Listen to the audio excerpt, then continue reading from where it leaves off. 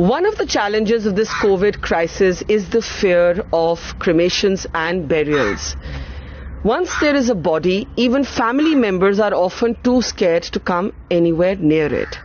Here in Surat, we are at the office of the Ekta Trust, which is providing this absolutely wonderful humanitarian service. And it is doing so irrespective of religion, of faith, just on the basis of pure humanity.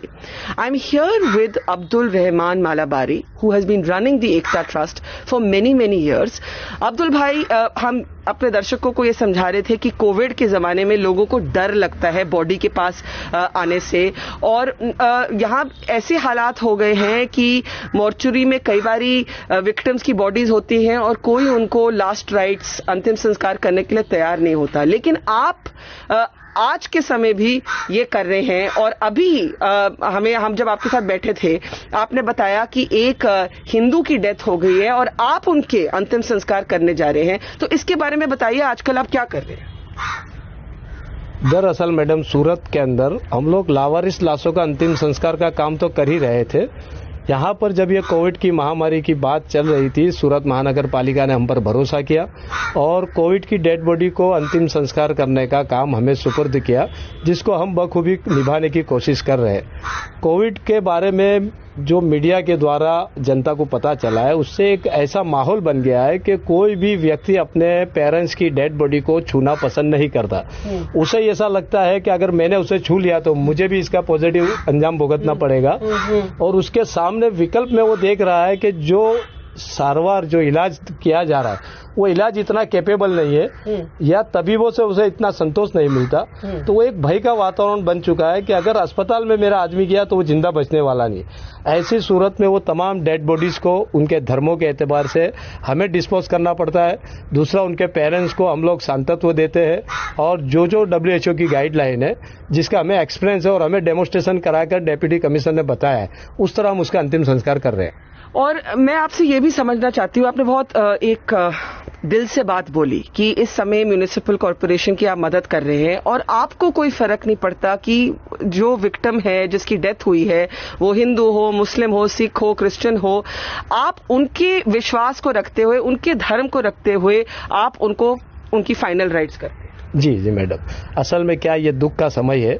मरने वाला हर व्यक्ति पहले तो वो मानवीय है, फिर वो किसी धर्म से जुड़ा हुआ है। हर धर्मों की अपनी अपनी प्रणालिका होती है, लेकिन हमने कुछ ऐसी उनके सामने WHO की गाइडलाइन के मान्य रखते हुए कुछ विगतें रखी है। मान लो कि अगर किसी मुस्लिम का डेथ हो जाए तो उसमें जो मुख्य चीजें हैं, जैसा कि नमाज का पढ़ना, दुआ का करना और कब्र में उतारते हुए उसका मट्टी उसके परिवार का डालना, ये 3 महत्व की चीजों को हम उनके परिवार को दूर रहकर करने देते हैं। उसके बाद जो हमारे पास दूसरी चीज होती है हिंदू समाज की, कि भाई मृत्यु के पार्थिव शरीर को जब अग्निदाह दिया जाता है, उस वक्त उसके परिवार की तरफ से गंगा जल दिया जाता है और एक घी का जो रहता है, थोड़ा घी का छटकाव किया जाता है। तो वो सारा इंतजाम एकता ट्रस्ट करती है। गंगा जल भी एकता ट्रस्ट के पास है। वो लोग, हमारे हिंदू भाइयों ने हमें दान में दिया है, वो तमाम गंगा जल की बोतल है। हम लोग हर डेड बॉडी को मुंह में गंगा जल पिलाते हैं, उसका फोटो गिराते हैं और उसके परिवार को देते हैं, और घी का एक छोटा डिब्बा अग्निदाह देते वक्त हम लोग उसके शरीर पर छिड़कते हैं। और आपको भगवान अल्लाह बहुत दुआ देगा, बहुत आपका भला हो कि आप ऐसा मतलब दिल से काम कर रहे हैं। लेकिन मैं आपसे जरूर पूछूंगी, आपको क्या डर नहीं लगता? मैडम, डर कर अब इस देश की सेवा तो हो नहीं सकती। इस वक्त देश को हमारी जरूरत है। हम डेली हम तो वैसे डीकम्पोज डेड बॉडियां उठाते ही है, और हमारी सरकार ने हम पर भरोसा किया है, उस भरोसे को हम बनाए रखना चाहते हैं। डर लगने जैसी कोई बात हमें लगती नहीं है। आप क्या खुद प्रोटेक्शन लेते हैं? आपने बार बार कहा कि हम WHO की गाइडलाइंस को फॉलो करते हैं, तो आप लोग जब ये करने जाते हैं या आपकी संस्था करने जाती है तो पूरा PPE वगैरह पहन के जाते हैं? हाँ, हमें सूरत महानगर पालिका की तरफ से और कुछ NGO की तरफ से हमें PP किट दी गई है। हमारे पास करीबन 500 के आसपास की PP किट है। हमारे 4 सभ्य जो रहते हैं, मेंबर्स रहते हैं, वो PP किट पहनकर अंदर जाते हैं। दूसरा, हमें हर 2 दिन में हमारे सुपरिटेंडेंट जो डॉक्टर चौकसी आरएमओ चौकसी साहब है, वो हमारी ट्रीटमेंट के लिए कुछ दवाइयां देते हैं ताकि हमारे शरीर की जो ह्यूमन शक्ति है, अंदर की शक्ति बनी रहे और हमारे जो बैक्टीरिया, रोग प्रतिकारक शक्ति के बैक्टीरिया भी जीवित रहे। ऐसे वो लोग हमारा इलाज करते रहते हैं। बाकी तो सब हम मालिक पे छोड़ देते हैं। हमारा काम मानवता को जगाना है, उसका काम वो करे, हमारा काम हम करते हैं। मैं देख रही हूँ यहाँ एकता ट्रस्ट का जो दफ्तर है, आप धर्म से मुस्लिम हैं और आज आप एक हिंदू जो बॉडी है उसका अंतिम संस्कार करने जा रहे हैं और बिल्कुल सड़क के ऑपोजिट साइड एक चर्च भी मैं देख रही हूं। तो मुझे लगता है कि जहां पे भारत की बात आती है वो एकता ट्रस्ट में यहाँ पे इसी दिन इनकैप्सुलेट हो गई है कि धर्म से ऊपर इंसानियत है और जो लोग कोशिश करते हैं कि ऐसे वक्त पे भी हिंदू मुस्लिम के आधार पर लोगों को बांटना, आप उनका बिल्कुल ऑपोजिट रूप है। बिल्कुल बिल्कुल। मैं तो तमाम धर्म के मानने वालों से एक रिक्वेस्ट करता हूं कि कृपा करके आप अपनी धार्मिक ग्रंथ को तो पढ़ें, चाहे वो कुरान हो, गीता हो, बाइबल हो।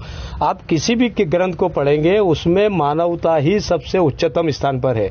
दुख की बात यह, विडंबना इस बात की है कि हमारे धर्म के बनाने वालों ने या धर्म को संगरने वालों ने इस बात को जाहिर ही नहीं होने दिया और जिसका दुष्परिणाम हम देख रहे हैं कि इस देश के अंदर धर्म को इतनी महत्वता दी गई जबकि आज धर्म बिल्कुल बंद है।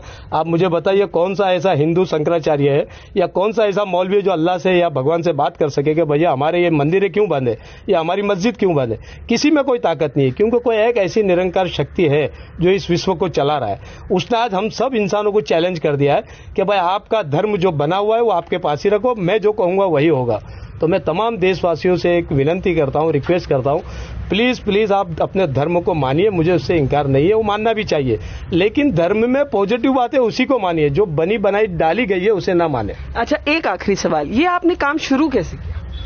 मैं आज से 33 साल पहले एक डेड बॉडी ऐसी आई थी जो मुस्लिम महिला की थी, जिसका नाम सकीना बीबी था। वो सूरत के करीबन 70 किलोमीटर दूर कोसंबा गांव की रहने वाली थी।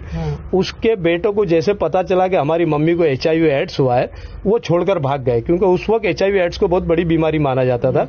वो डेड बॉडी करीबन 15-20 दिन तक डिकम्पोज हो गई, उसमें कीड़े पड़ गए, जीवात पड़ गए। तब आरएमओ जो PK पटेल डॉक्टर साहब है, उन्होंने पेपर में एक ऐड दी कि भाई ये मुस्लिम बॉडी पड़ी है, कृपा करके आप इस बॉडी का अंतिम संस्कार मुस्लिम धर्म के लोग करें। मैं जब उस बॉडी को देखने गया तो करीबन उस वक्त मुझे 23 दिन हो चुके थे डेड बॉडी को देखे हुए। हजारों कीड़े उसके डेड बॉडी पर घूम रहे थे। मैं मुस्लिम औरतों को लाया नहलाने के लिए, करीबन 4 औरतें आए और 4 औरतें भाग गई कि भाई नहीं, हम इसको नहीं नहला सकते। बहरहाल मैंने हमारे धर्म के बड़ों से बात की, उन्होंने कहा कि आप पानी डाल दो, कीड़े जितने निकल सकते डिटॉल डालकर साफ कर दो। उस डेड बॉडी को जब हम लोग ने अंतिम संस्कार किया, दफन विधि की, उसके बाद रात को मुझे सोते वक्त एक अजीब सा सपना आया। उसमें मैंने देखा कि वही औरत जिसका चेहरा तो मैं पहचान नहीं रहा था, वही औरत अपने एक आलीशान बगीचे में बैठी है, वो झूला झूल रही है और मुझे दूर से मुस्कुराकर हंस रही है। इसके बारे में मैंने अपने धर्म के लोग जो बड़े हैं उनसे पूछा कि ये क्या इशारा देती है, तो बोले वो ये कहना चाहती कि अब तू यह काम कर पाएगा, तूने एक आत्मा को संतुष्टि दी है, वो तुझसे बहुत खुश है और इस दुनिया को बनाने वाला मालिक भी तुझसे बहुत खुश है। तो मुझे वहीं से फीलिंग शुरू हुई और हमारे शफी भाई बिस्मिल्लाह होटल वाले जो पिछले 50 सालों से उनके पिताजी भी ये काम कर रहे थे, मैंने उनका कांटेक्ट किया और उनसे बात की, तो उनको भी ये मेरा आइडिया अच्छा लगा कि नहीं भाई इसके लिए एक NGO का होना चाहिए। और हिंदू मुस्लिम सब जो मेरे दोस्त लोग थे उनको बात की और NGO की शुरुआत हो गई। मैंने आपके दफ्तर में देखा कि आपके टेबल के पीछे हमारा झंडा है और मुझे लगा कि मुझे आपको कहना चाहिए कि मेरे लिए आपसे बड़ा राष्ट्रवाद का कोई उदाहरण नहीं। जी मैडम, मैं तो ये नहीं समझ पा रहा हूँ कि राष्ट्रवाद किसी पक्ष में होता है या किसी इंसान के कहने से होता है। मैं ऐसा मानता हूँ कि हर मानवी को कर्म योद्धा होना चाहिए, वह अपने कर्म के जरिए अपने देश का भला करे और राष्ट्रवादी खुद ही कहलाएगा। किसी के सर्टिफिकेट बांटने से कभी राष्ट्रवाद बन नहीं सकता आदमी। मैं सिर्फ आपको सलाम दे सकती हूँ। Thank you. बहुत बहुत मेरी तरफ से सलाम, दुआ, शुक्रिया अदा, धन्यवाद कि आप ऐसे समय में एक इंसानियत के इतना बड़ा काम कर रहे हैं। धन्यवाद, thank you. And if we really want to learn a lesson, we should come here to the Ekta Trust. You can see all of the volunteers here. मेरे पीछे खड़े हैं, and they don't talk about Hindu, Muslim, Sikh, Isai. They simply provide that dignity in death at a time when even family members are not willing to do so. This is the most fiercely nationalist Indian that I have met in a long time, and I am humbled to meet him.